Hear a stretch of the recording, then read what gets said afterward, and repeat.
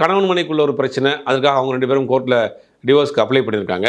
இந்த குற்றம் சாட்டப்பட்டிருக்கக்கூடிய அந்த பெண் வந்து கிட்டத்தட்ட 14, 15 வயசு பெண் வந்து அந்த மனைவியினுடைய நெருங்கிய உறவினருடைய பெண் அது. அப்படிங்கும்போது ஏதோ இதுக்கு பின்னாடி ஒரு குடும்ப ரீதியாக ஒரு சிக்கல் இருக்கு. இந்த வழக்கில் போட்டா டோட்டலாக அவருடைய சமூகத்தில இந்த கிறிஸ்தவ மக்கள் மத்தியில ஒரு ஒரு போதகரா இருக்கிறாரு, ஒரு பாடகரா இருக்கிறாரு. அவருக்கு பின்னாடி ஒரு பெரிய கூட்டம் இருக்கு. அப்ப அந்த இமேஜ காலி பண்ணிடலாம். அந்த கேரக்டர் அசாசினேஷன் சொல்லுவாங்க இல்லையா? ஒட்டுமொத்தமாக ஒரு மனிதனுடைய அந்த கேரக்டர் அசாசினேஷன். காசு பணம் போனா சம்பாரிச்சுக்கலாம். சொத்து போச்சுன்னா சம்பாரிச்சுக்கலாம். ஒரு மனிதனுடைய நடத்தை மீது ஒரு தாக்குதலை நடத்திட்டாங்கன்னா, காலங்காலத்துக்கு அது அழியாது. அதுலயும் குறிப்பா வந்து இந்த பெண் குழந்தைகள் தொடர்பான அதுவும் விஷயம். நேர் ஆப்போசிட்டான இது. ஒரு பக்கம் இந்த பக்கம் ஒரு மத ரீதியாக மத போதகர், நல்ல உபதேசங்களை சொல்லக்கூடியவர். அப்படி நேரடியாக ஒரு சின்ன குழந்தைகிட்ட தவறா நடந்துக்கிட்டார் அப்படிங்கிற ஒரு விஷயம் வந்து ஆப்போசிட் கான்ட்ரவர்சி அது.